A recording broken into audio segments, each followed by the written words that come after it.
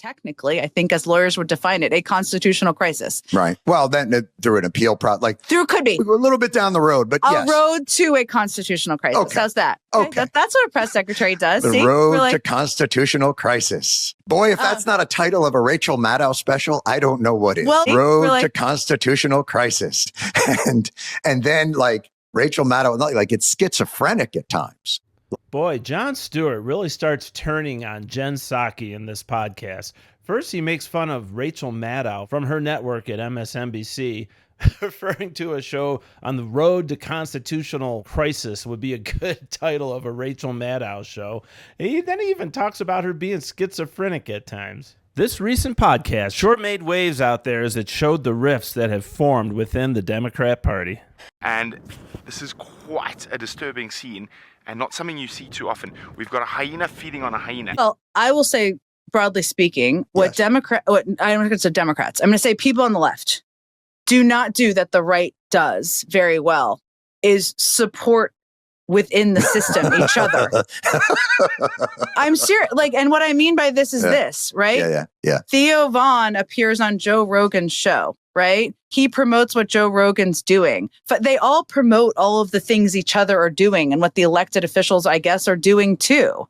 And the left is a little bit more kind of discombobulated in terms of supporting the different entities on the left. There is not a left ecosystem that matches the right ecosystem. But Theo Vaughn and Joe Rogan, I think, are different animals than any of this. Good on Jon Stewart for turning on Psaki right away on this stupid argument by her.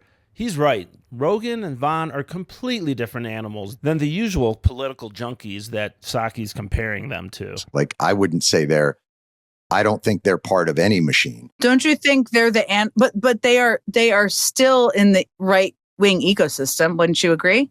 No, I would think they're in. No, I would consider them in a more probably libertarian comedic complex, more along the lines of, and if you watch or listen to their shows, a lot of times it's just pure like goofing off. Has nothing to do with politics, and oftentimes, but entirely. But they are supportive of the Trump enterprise, is what I mean. So maybe I'm loosely putting them in that category. I think they are supportive, but not. They are not relentless in the Trump enterprise. Like, they are not Charlie Kirk. They are not Ben Shapiro. Like, they are very different animals. They are not invested in the shit that you get picked up and like go to the headlines of media. But on balance, that's not what their shows are about.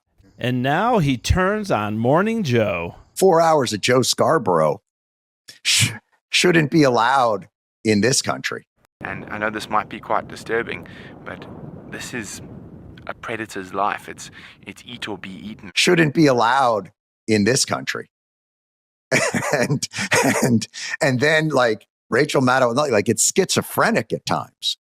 We're here to observe, not to interfere. Like, yeah, I do think there should be some semblance of an idea that, look, they're kicking progressive ass right now. And if progressives don't organize their media, their think tanks and all that, it's going to continue to happen.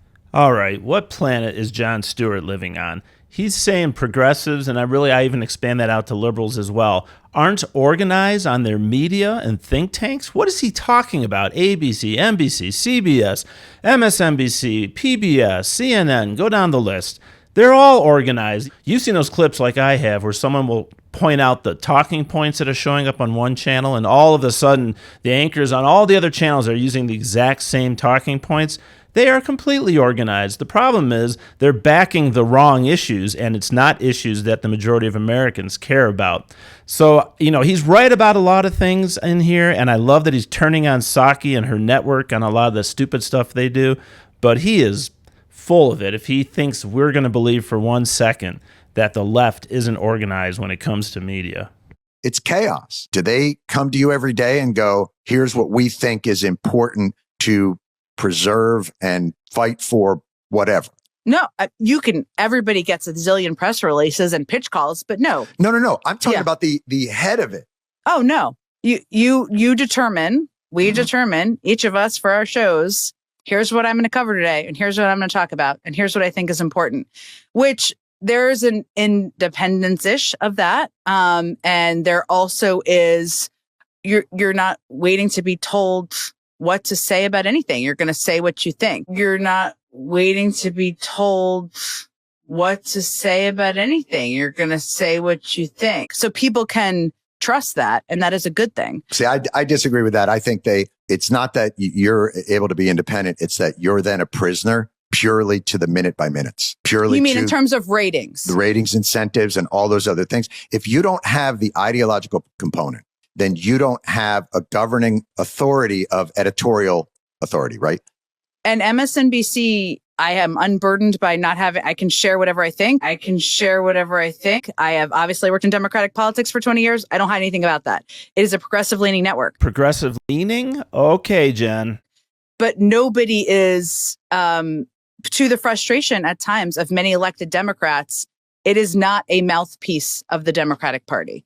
Completely lying through her teeth. I've been shocked by how undemocratic the Democratic Party can be. A lot of people might consider this quite gross and stuff, but you must remember protein is protein. Tell me, what do you mean by, I don't disagree with you necessarily, but what do you mean by that? By putting their foot on the scales to get, make sure that Hillary Clinton comes out of the thing, or make sure that, that they're listening to that anger about the way that even the ACA, quite frankly, struck me as a very conservative. You mean because it didn't have a public option in it? Correct. That it didn't address the very thing that was causing the foundational upset. I'm hearing an awful lot about separation of powers and very little about defending USAID. I'm not hearing a lot about here's the specific program that is so valuable. And by not funding that, this is what we lose. There's been, to be fair, there's been some attempts at that. But the overwhelming majority has been, we are sleepwalking into a constitutional crisis.